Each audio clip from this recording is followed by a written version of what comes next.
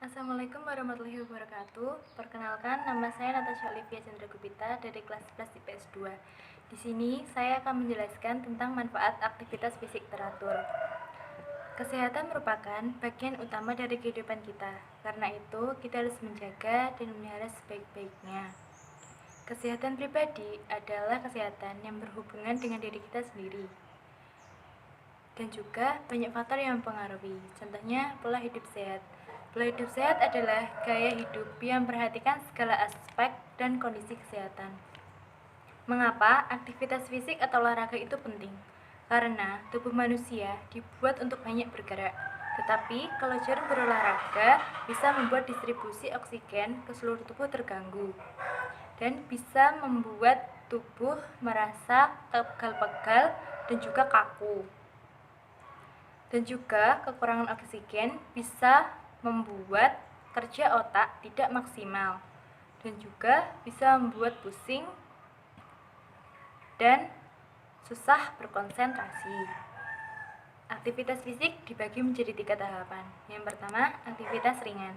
Kegiatan ini hanya memerlukan sedikit tenaga dan biasanya tidak menyebabkan perubahan dari pernapasan atau ketahanan atau endurance. Contohnya, berjalan kaki, menyapu, duduk, menonton TV, dan yang lain-lain.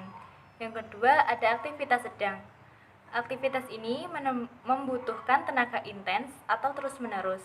Gerakan otot yang berirama atau kelenturan yang biasa disebut flexibility.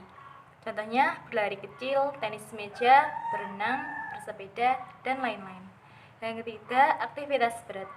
Aktivitas ini biasanya berhubungan dengan olahraga yang membutuhkan ketahanan atau strength dan membuat keringat. Contohnya berlari, bermain sepak bola, senam aerobik, bela diri yang contohnya seperti silat, taekwondo, dan juga karate. Dan juga ada 19 jangka panjang dari partisipasi reproduksi. Yang pertama, mengontrol berat badan. Yang kedua, meningkatkan semangat memperbaiki suasana hati atau mengurangi stres. Yang ketiga, meningkatkan energi, memperbaiki kualitas tidur. Yang kelima, memperlancar sistem produksi. Yang keenam, menyenangkan. Yang ketujuh, mengurangi resiko terkena penyakit kronis. Yang kedelapan, meningkatkan kebugaran. Yang kesembilan, menyehatkan jantung dan pembuluh darah. Yang kesepuluh, meningkatkan ketahanan fisik. Yang ke-11 ada mencegah gangguan metabolisme. Yang ke-12 membuat awet muda. Yang ke-13 meningkatkan imunitas kekebalan tubuh.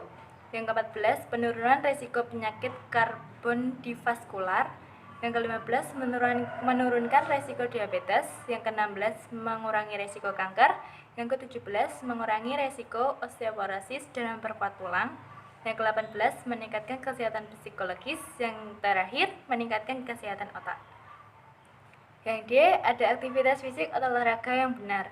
Itu ada 3 cara untuk mengetahui apakah olahraga yang kita lakukan itu cocok atau tidak. Yang pertama, cek denyut nadi setiap pagi ketika bangun tidur.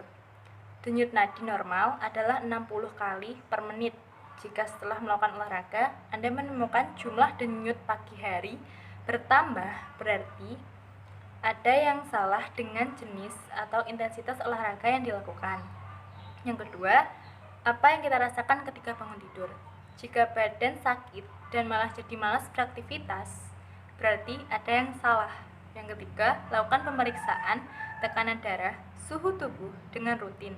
Lalu, bandingkan hasilnya sebelum dan sesudah berolahraga. Jika hasilnya berbeda, berarti ada yang salah dalam berolahraga. Yang E, porsi atau takaran aktivitas fisik atau olahraga.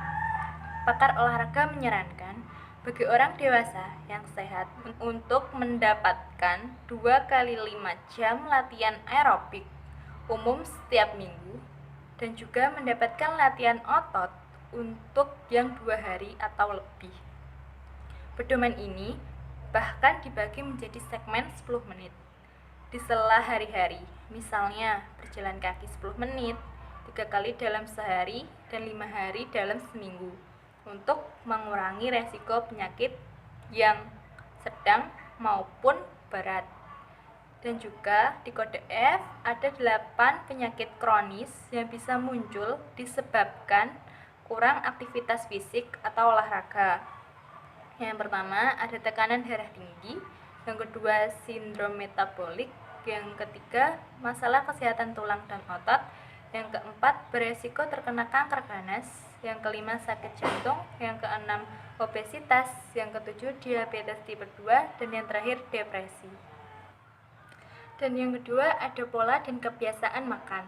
Pola makan adalah cara yang ditempuh seseorang atau kelompok orang yang memilih makanan dan mengonsumsinya sebagai reaksi terhadap pengaruh fisiologis maupun psikologis, budaya dan sosial. Pola makan berdasarkan jumlah menggunakan acuan angka kecukupan gizi atau AKG. Pola makan yang harus memperhatikan 3 komponen penting. Yang A, jenis makanan. Zat protein berfungsi membuat jaringan, menggantikan jaringan yang rusak, membuat penangkis menghasilkan tenaga. Jenis makanannya ada daging, ikan, susu, unggas, tahu, tempe, dan juga kacang-kacangan. Yang kedua ada zat lemak. Berfungsi sumber tenaga penting untuk kesehatan kulit. Contoh makanannya ada minyak, lemak, keju, mentega, dan juga margarin. Yang ketiga ada zat karbohidrat yang berfungsi sebagai tenaga utama pembawa zat-zat gizi lainnya. Contoh makanannya ada nasi, jagung, sagu, roti, gula, madu, sirup, dan lain-lain. Yang keempat ada mineral kalsium, berfungsi untuk pembentuk tulang dan gigi, pembekuan darah untuk fungsi normal otot, dan syaraf mencegah kelelahan otot. Contoh makanannya ada susu, keju, es krim, dan ikan. Dan juga ada mineral besi. Berfungsi bersama protein, membentuk darah yang diperlukan sebagai pembawa zat asam O2 dalam darah. Contoh makanan telur dan juga sayuran hijau. Dan juga ada vitamin A. Contoh makanannya ada hati, sayuran, buah-buahan, susu, keju, es krim.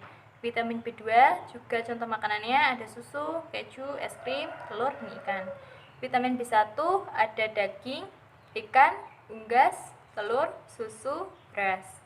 Vitamin B6, B12, dan juga asam folat itu contoh makanannya ada daging, susu, dan juga sayur. Yang keenam air, berfungsi untuk menjaga keseimbangan tubuh, membuang zat-zat kotoran, mengukur suhu tubuh atau keringat.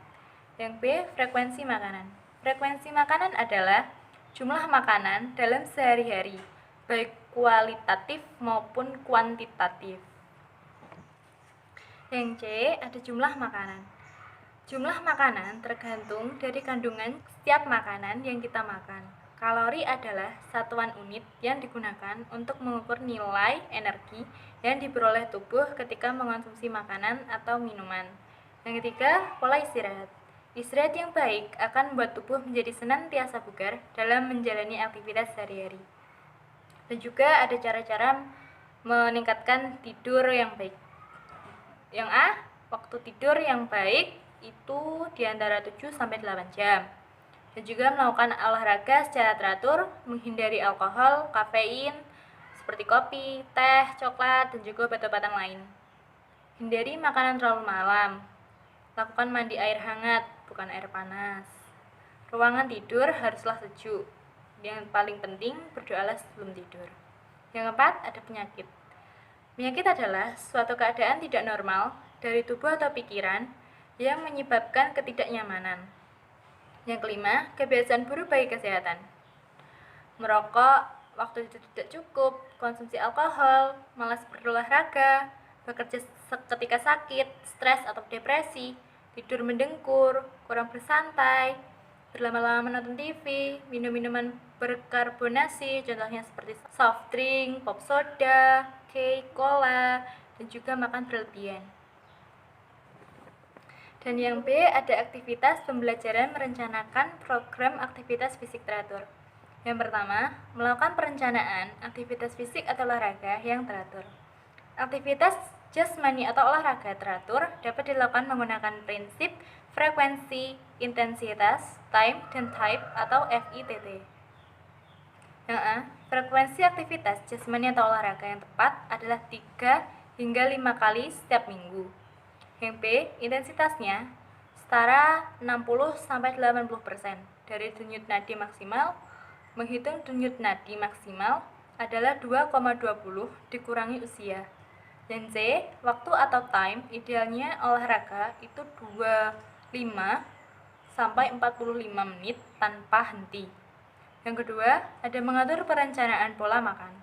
Pola makan dapat diatur sesuai dengan kebutuhan tubuh.